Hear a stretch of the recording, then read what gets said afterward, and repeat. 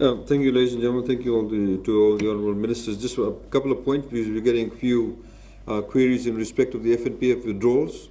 I'm sure some of you are also getting queries regarding that. As announced in the budget, there are three key packages that we are rolling out. One, obviously, is specifically for those who work in the hospitality sector, in the tourism sector, and those who have been actually laid off work, or the hours have actually been cut down, or the hotels have actually closed down completely. That they're entitled to withdraw $1,000 from the FNPF accounts. A number of these people don't actually have $1,000 to withdraw. So if they have, for example, $100 to withdraw, the government will actually give them the balance, which is $900. Government is not going to physically do it itself. We'll channel it through the FNPF accounts. And of course, FNPF will be setting up the various mechanisms through which they can actually access those funds. So that's the first lot.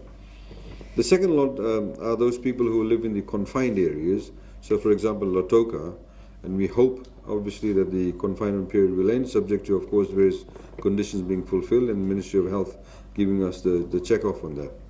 So, for the 2 weeks, they're entitled to withdraw $500 at this point in time. And again, people who have $500 in their FNPF accounts can actually withdraw that $500. If there's a shortfall, government will fulfill that shortfall, so they can actually take out the $500. Now, all of these two categories are people who work in the formal sector. In other words, they are FNPF members. There are, of course, those people who work for themselves, or in what we call generally informal sector, in the confined area. And as we announced in the budget, is that if you have a hawker license or a license being issued by the municipal council, then you're eligible to get an amount of money that government will actually fork out. You cannot get it from FNPF, and government will actually give that amount of money. Now, there is another category of people that have been also we talked about. There are those people who have been directly affected by COVID-19 measures. So, for example, we've said for the past couple of weeks, couple of weeks or so, those people who are, for example, working in nightclubs that can no longer work because nightclubs have been shut down.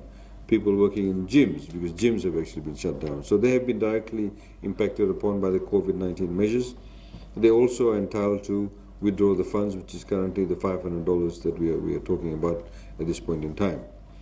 We have also, had people who've had queries saying, I have not been employed for the past 3 years. Can I take out my money now, even though some of them have already withdrawn some funds which they're entitled to do so? No, you can't, because that unemployment of yours has not come about as a result of COVID-19. This is directly related to COVID-19.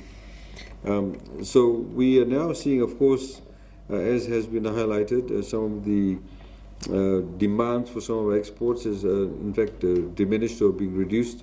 One case in point is, of course, the garment industry, where because Australia and New Zealand are in lockdown, and because if you had a garment factory that was supplying predominantly to those two markets, then obviously the demand for the manufactured goods or the garments in Fiji has been reduced.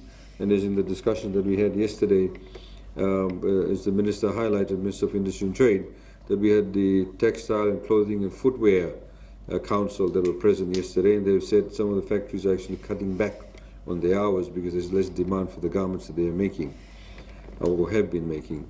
So again, we'll be talking to FNPF about those employees and what assistance that we'll be providing to them vis-a-vis the fact that they got reduced hours. So we'll be rolling out a lot more messages in that respect. But please understand that, and also the people who you're going to report to, that it does not apply to any conditions that existed prior to the COVID-19 event.